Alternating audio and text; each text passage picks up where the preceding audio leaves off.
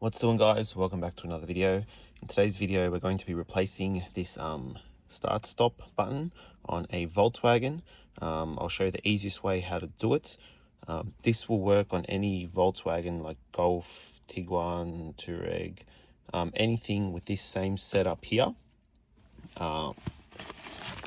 This is the new start button. That's the number there. This is a genuine Volkswagen one, but I will put a link if you want to get one online. 5NC959839A 3Q7 would be one of the part numbers.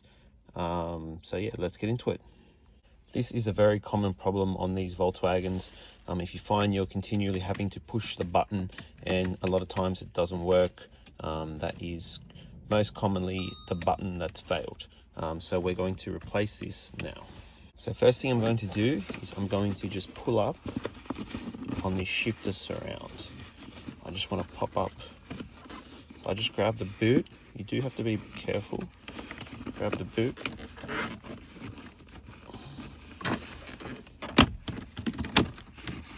Like that. Undo the plug that's at the bottom of this. Just pull. Next we have to remove the I remove the complete shifter knob and the surround. So it has that little clamp there. So all you have to do is loosen that. So I just get a 9-degree pick, quite a thick one, and I just like lean on it just so you can see it's turning. So I just loosen that. I will put a link to everything I use as well. So loosen that, so that's free. Then with these shifters, like any Volkswagen, you just have to lift the front and pull up. So you lift the front and then they do get quite hard. So I'll see if I can get it. There you go. Next, there's two T20s right there. So I'm just going to take those out. So now once you've got those two 20s out, this is just clipped in at the back. So you just pull up on the back and you can pull that out over the shifter like that. Now this is held in by these two little tabs.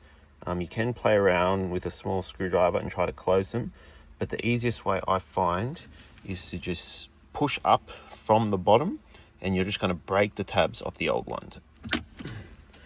Just like that. So that's now free. You unplug it and then this will come out.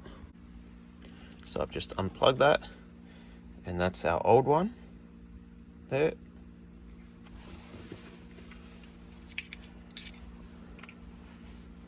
So I'm now just going to get the new one, make sure that's facing the correct direction, put it in from the top and make sure it's sitting securely. Plug it back in and then I'll start putting it all together. So when you put it back in, make sure none of this wiring loom here gets caught underneath the shifter surround, so the wires don't get crushed, and make sure this plug for the actual shifter knob is free in the middle. And once that's done, clip the back in and put the two T20s back in. So now I've got my two T20s plugged in. This is free here for the shifter. I'll get the shifter. I forgot to tell you before, make sure you don't push down on this once it's up. Once it's out, because they're a pain to get back into this position. So leave them like this.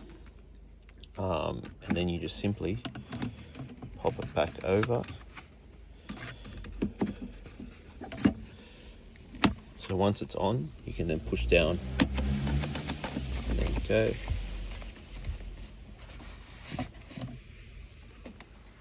Now for this crush clamp here, all you have to do is squeeze them back together to tighten up. So I use a pair of these like top side cutters. You can use the side ones if you've got a small pair to get in there. So now I just get it on. You don't have to go crazy, just squeeze them a bit, just to tighten it up.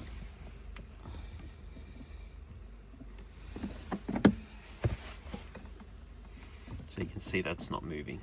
That clamp's tight. Plug our plug back in. So that's plugged in. You can now make sure the boot is okay, and this surround just clips into place.